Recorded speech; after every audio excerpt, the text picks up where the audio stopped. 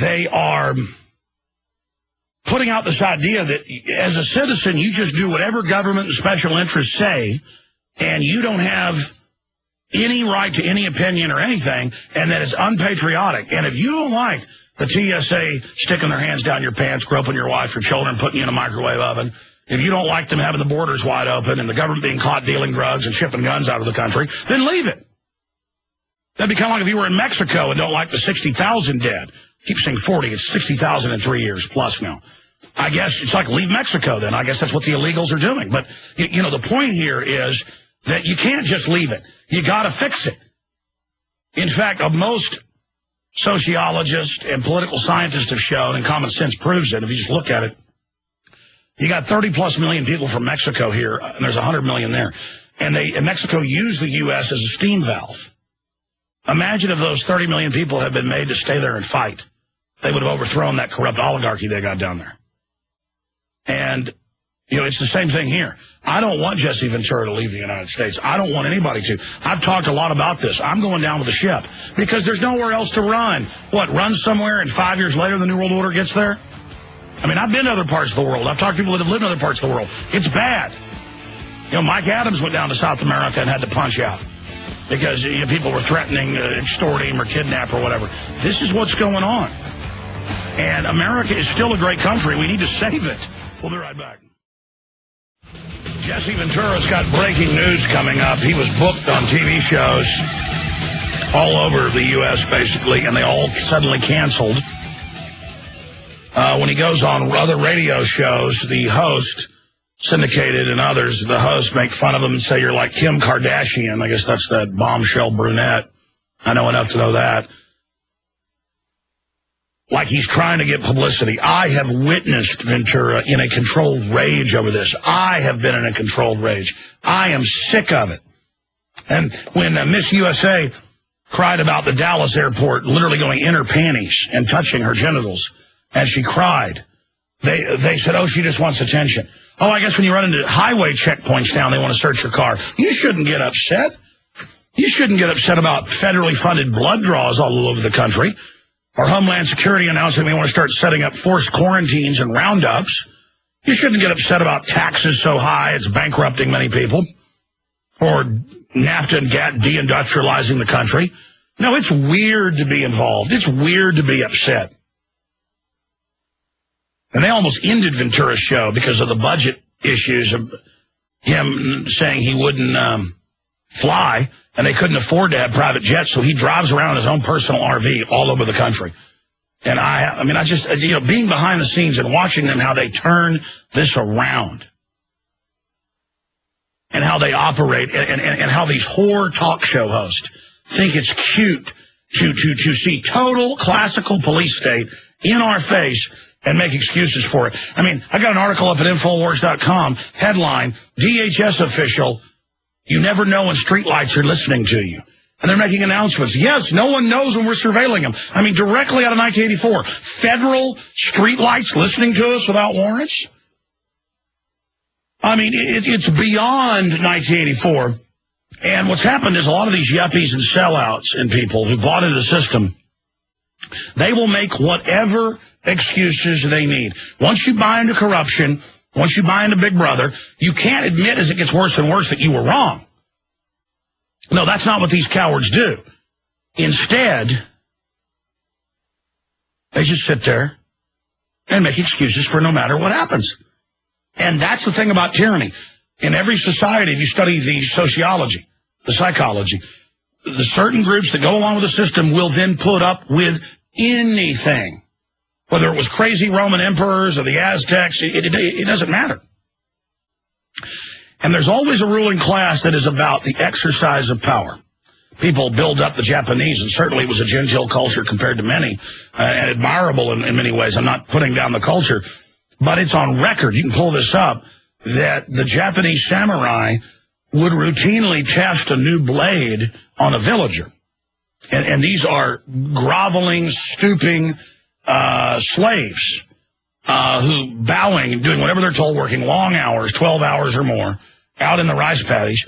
And they would just, to maintain discipline and exercise power, they would go out and find somebody that looked at them wrong and chopped them up with a new blade. You can look that up. Type in samurai had right to kill for no reason. It'll come up. And every culture did that. You there, knave in ancient France, going back 1,000 years ago. You there.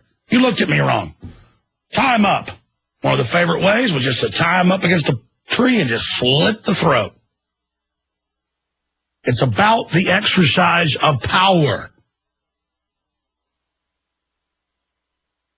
Of all the cultures, it was the Anglo-Saxon culture that developed the Magna Carta, that took the common law to the next level, that chopped the heads off of kings and demanded basic liberties, that grew, wasn't perfect, the system always attacks it, but it grew like an acorn into what we have today. The first society where commoners could own private property. In no other culture could you, a non-royal, and all of their sublords and legates, you could not own private property.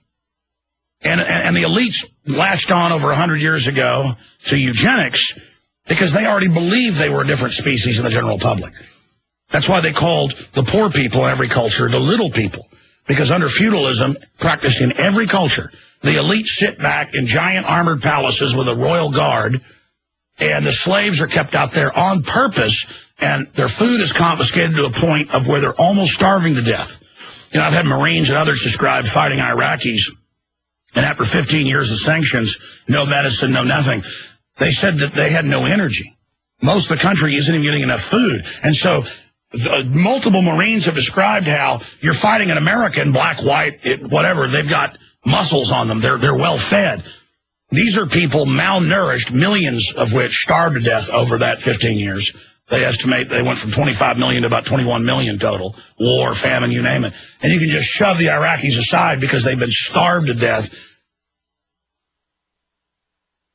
One good line they have in Silence of the Lambs, I don't recommend if it's a family movie, but where the evil, psycho killer who's a genius is talking to the FBI serial killer expert, and he says, "Oh, I see you, Clarice. I see your cheekbones. I see your bones. I see, where'd you come from? Sharecroppers? Is this your background?" And she starts crying because he knows who she is by looking at her body. And see, that's the elite just kind of throwing in your face how they operate, what they do. As they ride by on big war horses and everybody's like starving to death, burying their kid. And if they caught you taking one rabbit in ancient England, even though your family's starving to death in the winter, one rabbit, you're kept on this tiny tract of land, and you're in there freezing all winter, and you get a rabbit to feed it to your children, and the lords bust in, the sheriff busts in and pulls out a sword and goes, "Get him outside. Walk him outside and run him through. You don't take our property." I mean, that's how every society has operated. And that's the feudal system that we're now going under in this country. That's what's happening to our society. And what the elites have done to the human race, all the strong, smart people they've killed out of domination. The truth is, eugenics is not trying to build up society. It's trying to wreck all that's good in us so these parasites can dominate us. I'm going to go to your phone calls. But it just makes my head spin, all the things that are happening. Oh, look, Magic Johnson still beating HIV 20 years later. Oh, but the average person gets it, and they put you on the drugs, and you're dead in about 3 years because the drugs are what kill you. HIV is a bioweapon, a race-specific bioweapon, very hard to kill Caucasians with it. But see, he got behind the whole HIV money-raising movement, and he even slipped up in interviews, remember, over a decade ago, and said, "Yeah, I've been given the cure." And boy, then they clamped down on him fast. "Yeah, I've been given the cure. I've been given the cure." And he sure was.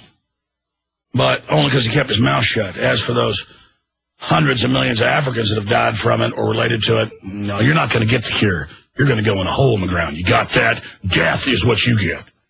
Because it's trendy. Continuing here. Appeals court upholds Obama health care law. So unconstitutional, it'll make your head spin, but these courts are now bought and paid for. A conservative-leaning panel of federal appellate judges is upholding President Obama's health care law as constitutional, helping set up a Supreme Court fight. Oh, conservatives, because it was written by the insurance companies. It's a robbery of the public, but we'll call it liberal and trendy. You know, it's fun. Can't let the left and right wake up to the fact that it's a scam. So the U.S. Court of Appeals for the District of Columbia issued a split decision Tuesday upholding the law. The court agreed to dismiss a Christian legal group's lawsuit claiming the requirement that all Americans get health insurance is unconstitutional and violates religious freedom. What about having to finance abortion? Here in Travis County, only county in Texas, you got to pay for everybody's abortions. Here's one: new privacy fears as police could track your GPS without warrant. They're already doing it. Here it is: Supreme Court to hear GPS surveillance case.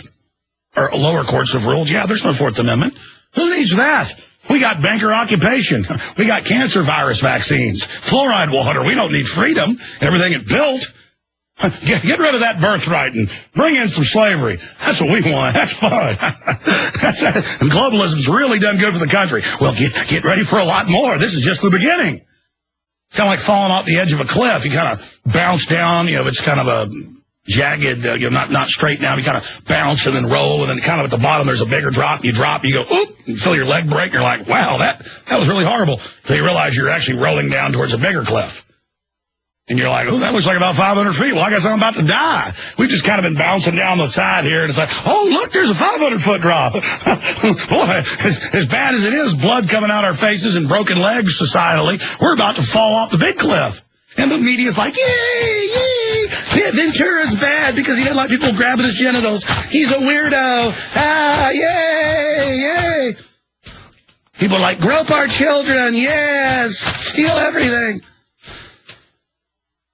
We love paramilitary police at checkpoints. It's freedom. It makes us feel safe. Borders wide open.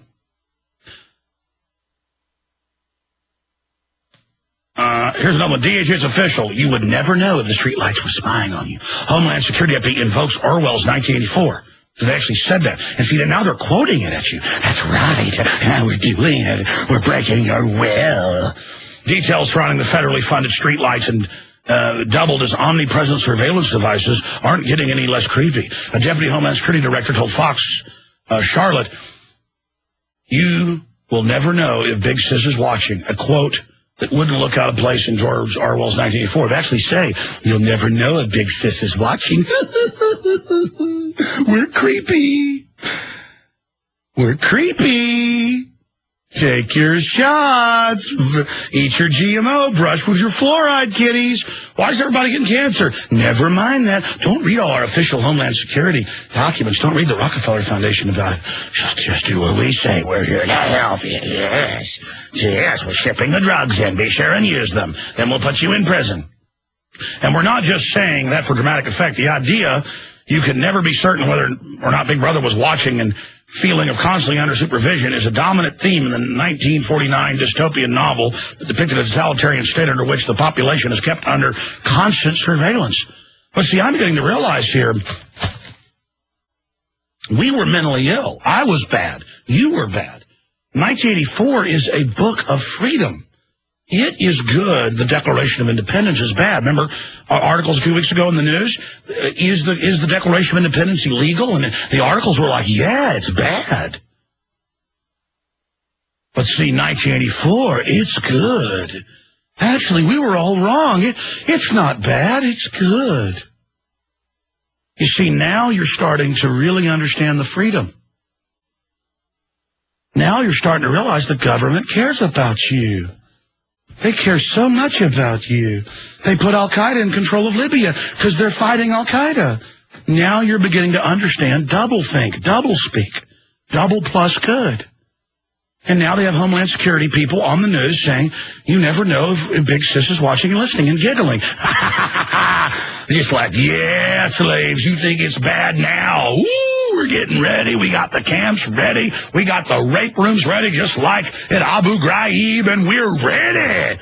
Oh, we're ready, and we're going to tell you to line up and turn your guns in, and you're going to do it. Just as long as they have some good old boy up on the news going, we're doing this because Al-Qaeda hit us. Nobody likes it, but it's what we got to do. Anybody that doesn't turn them in, with Al-Qaeda. And good old boys will be like, I guess I'm turning them in. No way the government went bad on me. Anyone not turning in their firearms is a terrorist sympathizer. Oh, by the way, I'm hearing emergency alert system taking over every hour or so. I heard it last night and this morning taking over. Oh, they're really getting ready for the freedom. Jerry in Texas, then Dean, Hector, Barbara, Danny, and others. Go ahead, Jerry. You're on the air.